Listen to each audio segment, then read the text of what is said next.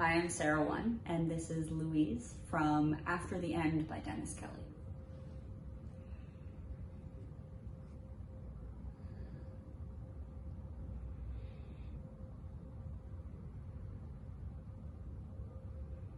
I think a lot about what makes people do things.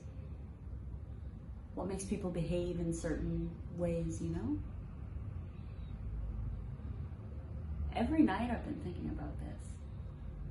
Trapped in these whatever behaviors, I don't know, these cycles of violence. And is it possible to break these cycles? Is it possible to break? And then as I'm sitting there, this gorgeous cat comes to my door.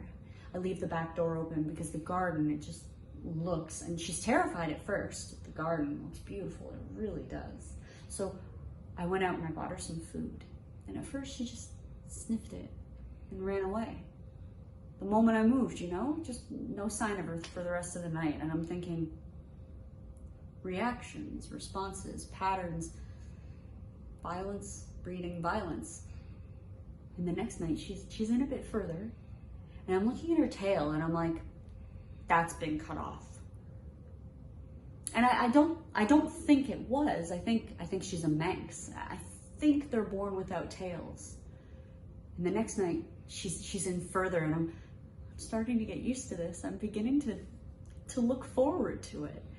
And the next night she's in a bit further and she's eating, and I'm thinking behavior and patterns, and is it possible to actually change this? And the next night she's further in, and from every night from then on she's in, and she's sitting on my lap, she's following me around, she's sitting on the window ledge waiting for me to come home. Oh, every night she sits there, and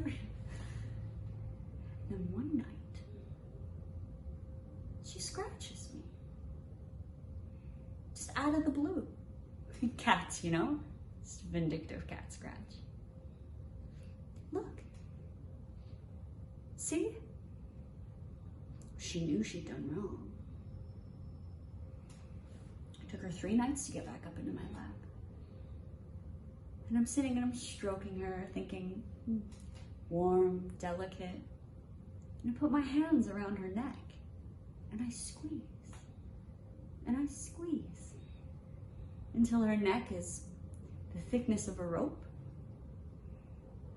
And I'm still squeezing, and I'm sitting there. This is last night, and I have this dead cat in my lap. And I thought, I'm gonna come and see you. And here I am.